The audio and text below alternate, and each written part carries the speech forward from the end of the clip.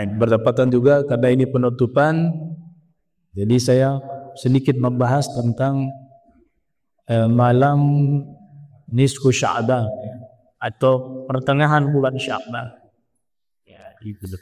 Kita ketahui di dalam beberapa literasi kitab tafsir, aktsar al-mufassirin, mayoritas para ulama ahli tafsir ketika menafsirkan di surat Ad-Dukhan, ya, surat 44 ayat 3, inna anzalnahu fi lailatin mubarakatin, sesungguhnya kami telah menurunkan Al-Quran di malam yang diberkahi. Tidak berupa konsensus atau kesepakatan seluruh para ulama, ada terjadi khilaf tentang penafsiran ayat ini, tapi mayoritas menyatakan dari kalangan ahli tafsir bahwa yang dimaksud di ayat ini malam yang diberkahi itu adalah malam nisfu Sya'ban fi lailatin mubarakatin. Wa Imam Ahmad bin Hanbal yang lahir tahun 164 wafat 241 Hijriah meriwayatkan sebuah hadis Rasulullah sallallahu alaihi wa alihi wasallam bersabda, yattali'u Allahu azza wa jalla ila khalqihi lailata nisfi min Sya'ban fayaghfiru li'ibadihi illa li'ithnain musyahin wa qatili nafsin, yang artinya Allah subhanahu wa ta'ala memberikan pandangan khusus kepada seluruh makhluknya di malam nisfu Sya'ban, maka Allah akan mengampuni seluruh dosa hamba-hambanya terkecuali dua orang yang sedang berkelahi, berkonflik, atau orang yang membunuh orang lain. Fi riwayah, ada beberapa riwayat lain juga, mudminil khamr, ya, pecandu minuman keras juga tidak mendapatkan anugerah tersebut. Qati' rahim, yang memutus silaturahmi, uququl walidain, durhaka kepada kedua orang tua, mereka ini adalah orang-orang yang tidak mendapatkan anugerah tersebut di malam nisfu Sya'ban. Jadi bisyakil am, secara umum bahwasanya malam tersebut malam yang istimewa. Dan memang kalau kita melihat bahwa waktu malam itu memang lebih utama dari waktu siang. Secara umum ya, peristiwa Al-Isra wal Mi'raj juga terjadi di waktu malam. Allah katakan maqaman mahmuda juga di waktu malam.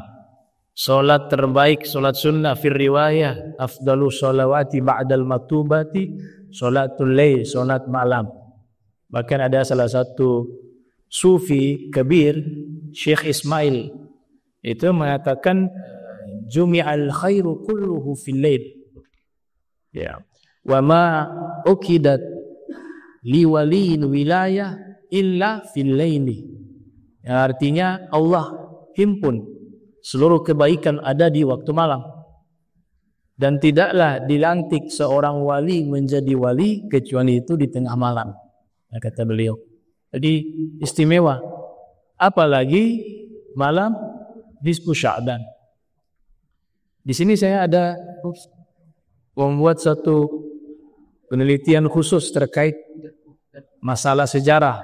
Jadi saya tidak membahas malam nisfu Sya'ban berdasarkan pendekatan fikih ataupun hadis, tapi saya coba uraikan dengan pendekatan historis sejarah, bahwa ternyata yang perlu kita pahami bahwa dalil itu terbagi ada beberapa macam.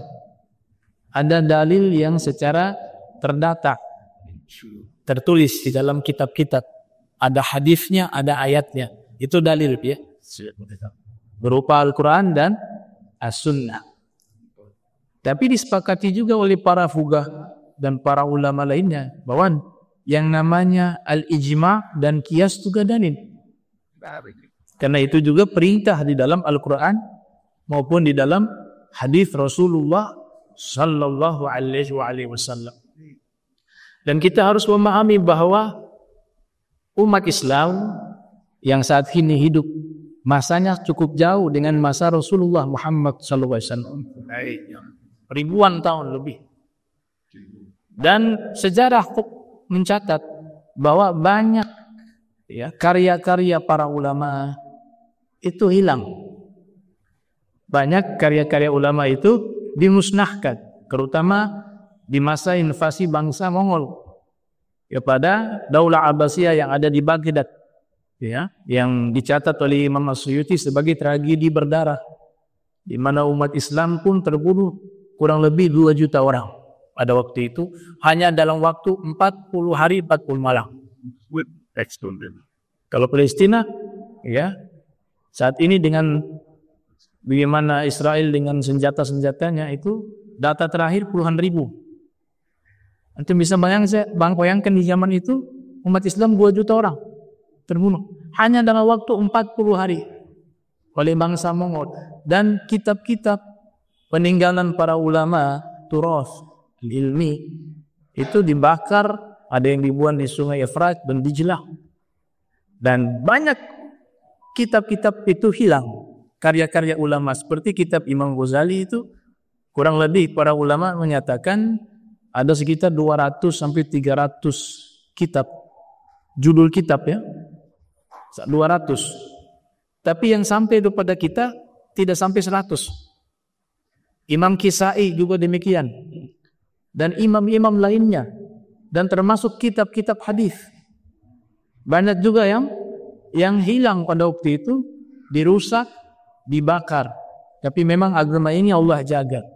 Memang ada yang hilang secara tertulis, tapi ada yang tidak bisa hilang. Amalan yang bersambung dari generasi ke generasi secara berjamaah itu terjaga. Hafalan yang mereka hafal dari kalangan para ulama itu pun terjaga ilmu tersebut lewat jalur tersebut. Nah, yang ingin saya sampaikan bahwasanya ada satu kitab sejarah, judulnya Kitab Akhbar Makkah. Ini artinya informasi tentang kota Makkah. Fi golimi dahri wa hadithi. Di masa lampau dan di masa saat ini. Saat ini maksudnya adalah di masa pengarang kitab. Pengarang kitab ini orang asli Makkah. Dan tinggal di Makkah. Dan suku aslinya suku Quraisy. Sejarawan yang bernama Abu Abdullah Muhammad bin Ishaq bin Al-Abbas Al-Fakihi Al-Kinani. Nah, lahir tahun berapa beliau? 217 Hijriah. Wafat 279 Hijriah atau bertepatan dengan 832 Masehi. Dan wafat 888 Masehi. Muarrikhun Arabi Muslimun min ahli Makkah. Seorang sejarawan berbangsa Arab, beragama Islam dari penduduk Makkah. Jadi ini kitab sejarah, kitab sejarah, bukan kitab fikih, bukan kitab hadis. Dilacak nama beliau atau jalur nasab beliau. Ini nama asli beliau Muhammad bin Ishaq bin Abbas min Bani Fakih bin Amrin bin Al-Harith bin Malik bin Kinana bin Khuzaimah bin Mudrikah bin Ilyas bin Mudar bin Nizar bin Ma'ad bin Adnan min qabilati Kinana. Jadi nasabnya itu juga terhubung dengan nasab Nabi dari leluhur Nabi yang bernama Kinana bin Khuzaimah. Rasulullah punya nasab juga bersambung kepada Sayyidina Kinana bin Khuzaimah. Jadi satu jalur nasab ke Sayyidina Adnan, Muhammad ibn Abdullah ibn Abdul Muttalib ibn Hashim ibn Abdul Manaf ibn Qusay bin Hakim bin Murrah bin Ka'ab bin Lu'ay bin Ghalib bin Fihr bin Nabar bin Kilana bin Khuzaimah bin Mudrikah bin Ilyas bin Mudar bin Nizar bin Ma'ad bin Adnan. Itu nasab Nabi yang disepakati. Jadi beliau terhubung dari leluhur Nabi bernama Sayyidina Kinana bin Khuzaimah. Jadi berdasarkan pendekatan ilmu genealogi atau ilmu nasab. Itu dalam bahasa Arab ilmu ansab. Orang yang pakar di bidang itu disebut nasabah. Ya. Ilmu yang mempelajari asal usul keluarga, sejarah dan warisan budaya suatu bangsa. Nah, jadi ilmu nasab ini sebenarnya bukan hanya khusus untuk bangsa Arab. Dia umum, semua bangsa itu bisa menggunakan ilmu nasab. Tapi memang yang populer itu ilmu ini dinisbahkan kepada bangsa Arab. Alasannya bangsa Arab memang dari sejak dulu sangat perhatian masalah nasab. Sehingga identik dengan bangsa Arab. Tapi ini ilmu, cabang ilmu yang sifatnya umum, ya. Itu ilmu nasab. Nah, jadi kalau dalam skala yang lebih sempit, beliau ini suku Quraisy, pengarang kitab ini. Yes. Dan ada beberapa kitab yang dijadikan rujukan membahas tentang sejarah bangsa Arab. Ada Nihayatul Arab fi Ma'rifatil Ansabil Arab. Ya, Nihayatul Arab fi Ma'rifati Ansabil Arab. Karya Abul Abbas Al-Qalqalsandi. Begitu juga ada kitab secara khusus hanya membahas nasabnya Rasul Muhammad sallallahu alaihi wasallam beserta biografi leluhur beliau karangan Al-Habib Umar bin Alwi Al-Kaf yang berjudul As-Surhul Mumarrad wal Fakhrul Mu'abbad li Abai Sayyidina Muhammad. Nah, itu membahas secara khusus nasab baginda Nabi besar Muhammad sallallahu alaihi wasallam. Jadi kita kenal dulu pengarangnya biar informasi yang disampaikan valid, ya. Kita sepakat beliau ini orang Makkah. Karena tadi sudah disampaikan Imam Al-Faqih ini asli orang Makkah. Kelahiran abad 2 Hijriah. Berarti beliau punya masa ini masa-masa tabi'ut tabi'in. Kalau yang beliau informasikan di masa lampau berarti masa sahabat atau masa tabi'in atau masa tabi'ut tabi'in. Kitab beliau tentang sejarah tadi ya dijelaskan oleh ulama, kapasitas atau kredibilitas keilmuan beliau itu tidak diragukan. Ya, Imam Az-Zahabi dalam kitab Syiaru A'lamin Nubala yang lahir 673 Hijriah wafat 748 Hijriah menyebut sebagai al-imam, seorang imam.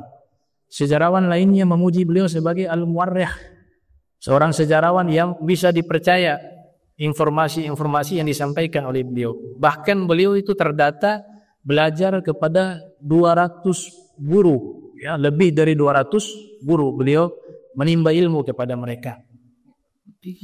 Kitab beliau tadi yang saya sebut kitab Akhbar, ya, Makkah fi Godini Dahri wa Hadithi. Ada satu bab khusus yang ditulis oleh beliau dengan judul Zikru amali ahli Makkah lailatan nisfi min Sya'bana wajtihadihim fiha lifadliha. Yang jika diterjemahkan adalah menjelaskan, ya, amalan penduduk Makkah di malam nisfu Sya'ban dan kesungguhan mereka di malam tersebut untuk mencari kemuliaan malam tersebut. Tadi saya katakan beliau abad 2 Hijriah. Berarti yang nanti ingin beliau sampaikan adalah generasi sahabat dan generasi tabi'in dan tabi'ut tabi'in, ya. Di sini saya tidak bisa pastikan generasi Rasulullah SAW di saat Nabi masih hidup karena beliau tidak terangkan itu. Beliau menyebutkan orang-orang dulu, ya. Bisa kemungkinan juga orang-orang dulu yang dimaksud yang hidup di masa Nabi juga. Itu. Tapi beliau tidak pastikan itu. Beliau membatasi sebagaimana Imam Ghazali juga menyatakan dilakukan oleh para salaf, ya, orang-orang terdahulu. Tapi kalau dari kitab beliau ini berarti di masa-masa tersebut. Dan itu masa-masa terbaik, ya. Khairu qarni tsumma alladziina yalunahum tsumma alladziina yalunahum. Nabi katakan sebaik-baiknya masa-masaku, kemudian generasi berikutnya, kemudian generasi berikutnya. Itu Imam As-Suyuti menyatakan kata qarn ya abad 100 tahun.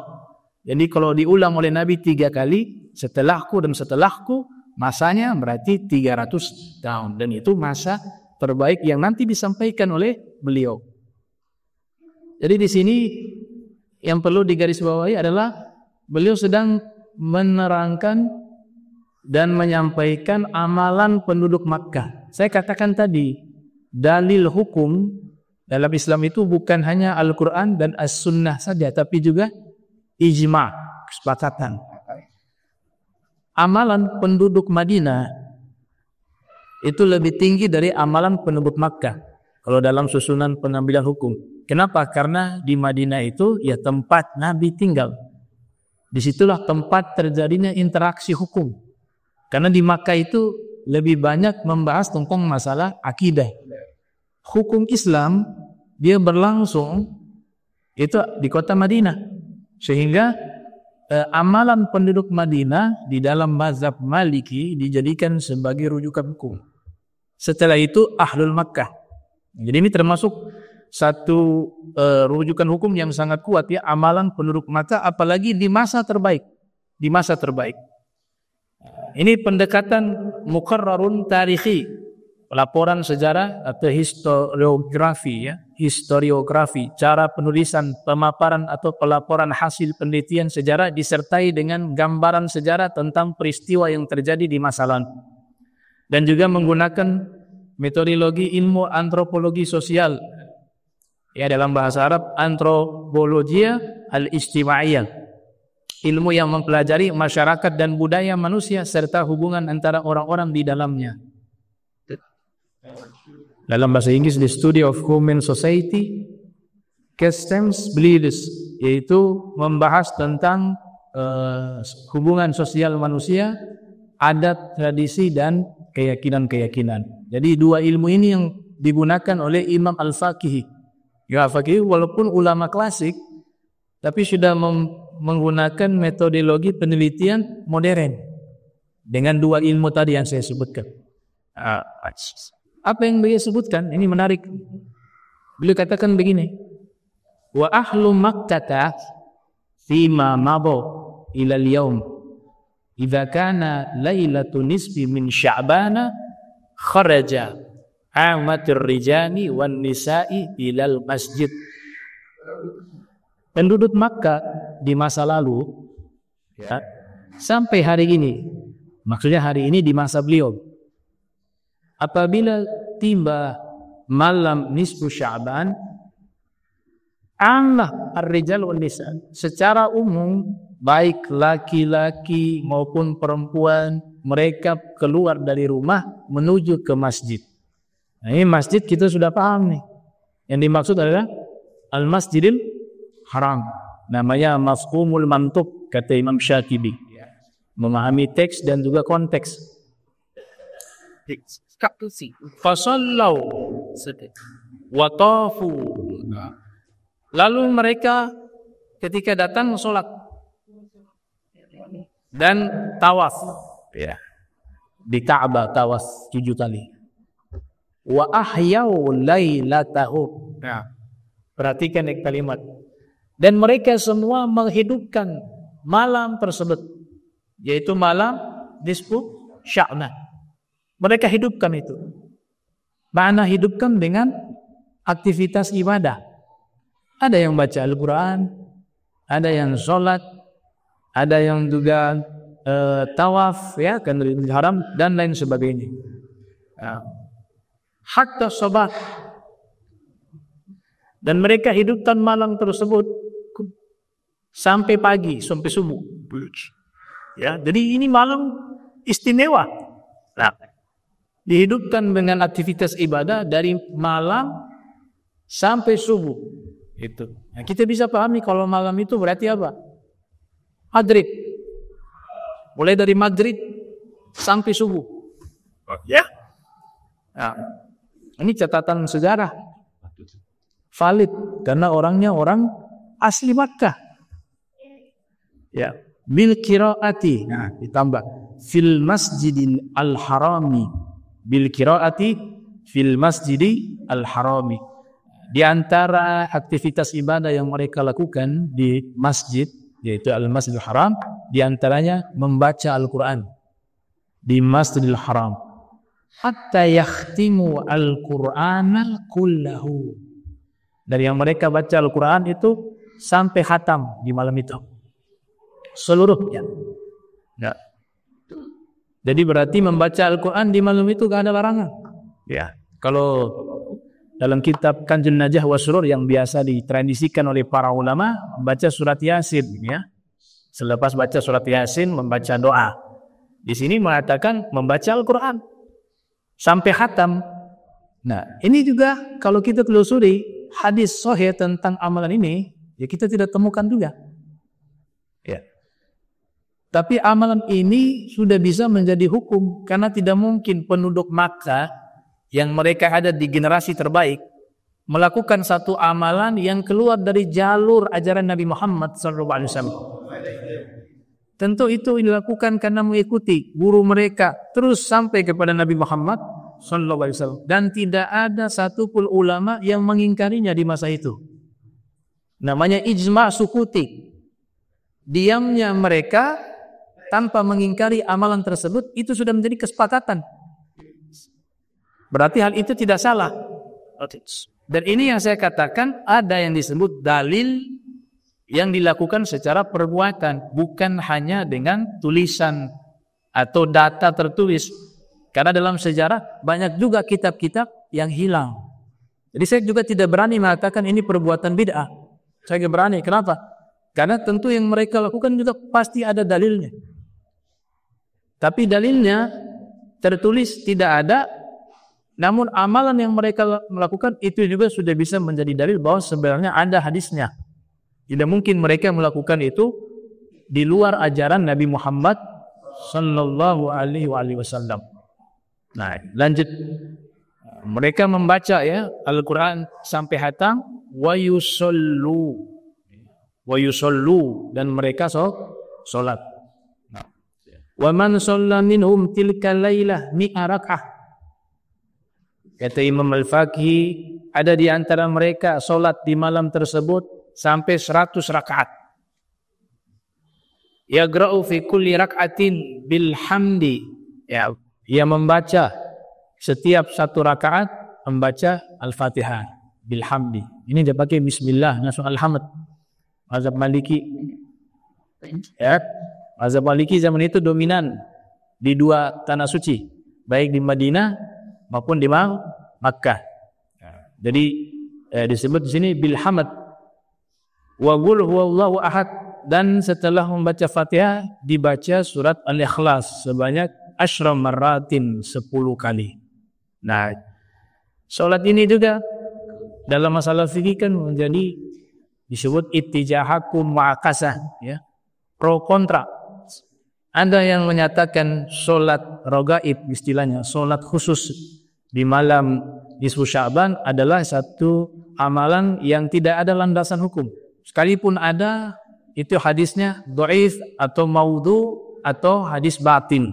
Ini ya saya catat juga biar kita paham bahwa ada perbedaan masalah hukum terkait sholat tersebut. Di antara para ulama yang tidak setuju dengan sholat itu, ya nama-nama besar seperti Imam Al-Iraqi mengatakan hadis tentang sholat rogaib tadi itu hadis batin. Ada Imam Nawawi juga menyatakan bahwa itu perbuatan yang tidak ada landasan hukum. Ada Ibnu Zawzi Al-Baghdadi yang menyatakan bahwa hadisnya hadis palsu tentang sholat rogaib. Dan ada Ibnu Hajar Al-Haytami dan beberapa imam besar lainnya yang menyatakan bahwa sholat khusus di malam nisfu Sya'ban itu landasan hukumnya tidak kuat atau palsu atau batil. Menurut mereka demikian. Tapi yang mereka larang itu sholat khusus, sholat rogaib. Dengan cara-cara tadi tuh 100 rakaat dengan bacaan sudah ditentukan demikian. Tapi sholat sunnah yang dilakukan di malam tersebut tidak ada larangan. Malah mereka menganjurkan kita lakukan sholat-sholat awabin yang memang ada dalil yang kuat tentang sholat tersebut. Mereka kasih solusi. Diniatkan sekaligus jamak boleh, jamak sholat awabin dengan rogaib Sya'ban. Itu solusi yang disajikan oleh para ulama. Nah, imam-imam lainnya juga mereka menerima riwayat ini. Bahkan di kitab-kitabnya menganjurkan orang untuk sholat tersebut, melaksanakan sholat rogaib. Semisal Imam Al-Ghazali juga demikian. Dan beberapa tokoh sufi yang mereka juga mendukung dan menopang dan menganjurkan melaksanakan sholat tersebut. Nah, tadi solusinya sudah saya sampaikan. Jadi sholat ini, sholat raghaib ini, kalau di kitab ini, beliau dengan bukti sejarah mengatakan bahwa penduduk Makkah mengerjakan sholat itu. Berarti secara tidak langsung sejarawan Al-Faqih ini juga mendukung pendapat adanya sholat raghaib. Ya, karena beliau mengatakan di sini penduduk Makkah mereka sholat 100 rakaat yang mereka baca setiap satu rakaat Al-Fatihah dan Al-Ikhlas 10 kali. Setelah mereka sholat, wa akhadhu min ma'in, ya, wa akhadhu min ma'i Zamzam. Mereka ambil air Zamzam. Air Zamzam tilkal laila. Ada beberapa riwayat bahwa mata air yang ada di muka bumi itu tepat di malam nisfu Sya'ban itu Allah jadikan mata air Zamzam tersebar di penjuru dunia. Sehingga di malam itu di sumur mana yang sumbernya mata air di situ pada malam itu air Zamzam. Ya, saya dapat riwayat itu. Ada yang mengatakan demikian. Wallahu a'lam. Ya, begitu juga Al-Habib Muhammad bin Hadi As-Saqqaf yang ada di Seoul. Ya, beliau mengatakan bahwa siapa yang menghidupkan malam nisfu Sya'ban dengan ibadah dan secara keseluruhan bulan Sya'ban dengan memperbanyak membaca salawat dan salam kepada Nabi Muhammad sallallahu alaihi wasallam, maka Allah akan takdirkan dia akan bertemu dengan malam Lailatul Qadar di bulan suci Ramadan. Mau ataupun tidak mau. Direncana ataupun tidak direncana. Itu kata Al-Habib Muhammad bin Hadi As-Saqqaf. Air Zamzam diambil di malam itu, fasyaribuhu, lalu mereka minum, waqtasalu bihi, dan mereka mandi dengan air tersebut, wa khabbuhu indahum lil marda, dan mereka menyimpan sisa air tersebut yang diambil di malam nisfu Sya'ban untuk mereka berikan kepada orang-orang yang sakit. Yabtaguna bidzalika al-barakah. Perhatikan, mereka semua mencari berkah. Jadi orang Makkah itu yang di masa terbaik percaya ada berkah. Air Zamzam berkah, masjid berkah, alladzi barakna haulahu. Masjidil Haram juga berkah, inna awwala baitin wudiya linnas lalladzi bi Bakkata mubarakah. Bahkan dalam Al-Qur'an dibilang syajaratin mubarakatin, ada pohon berkah. Karena pohon itu tempat berteduhnya para anbiya. Nah, jadi keberkahan itu ada. Ya. Ar-Raghib Al-Asbahani dalam kitab Mu'jam Mufradati Al-Fadil Qur'anil Karim mengatakan definisi berkah itu adalah subutul khair al-ilahi fi syai'in, penetapan kebaikan dari Allah pada sesuatu yang Allah kehendaki. Itu namanya berkah. Atau Al-Imam Hubayshi, ya, dalam kitab Al-Barakah fi Fadli Sa'i wal Harakah, dan juga Imam Fairuz Abadi dalam kitab Al-Qamus Al-Muhit, mereka mengatakan berkah itu artinya ziyadah fil khair, ya, ada tambahan kebaikan, ada sesuatu yang Allah kehendaki. Jadi mereka tabarukan di sini, ya. Mereka mengambil atau mencari berkah fi hadhihi lailah, kata beliau, di malam yang mulia ini. Ini keterangan terkait bahwa amalan menghidupkan malam nisfu Sya'ban itu dilakukan sejak zaman dahulu dan dilakukan oleh penduduk Makkah, dan ini berdasarkan kitab berjudul Akhbar Makkah fi Qadimi Dahri wa Hadithihi, ya. Mudah-mudahan kita bisa hidupkan malam nisfu Sya'ban dan seluruh malam lainnya sampai kita mendapatkan anugerah yang besar dari Allah Subhanahu wa ta'ala. Wa minal laili fatahajjat bihi nasilatan lak asa ay yab'atsaka rabbuka maqama mahmuda ya ayyuhal muzammil kum laila illa qalila nisfahu aw inqus minhu qalila aw zid alaihi warattilil qur'ana tartila inna sanulqi alayka qawlan thaqila inna nashi'atal laili hiya ashaddu wat'an wa aqwamu qila.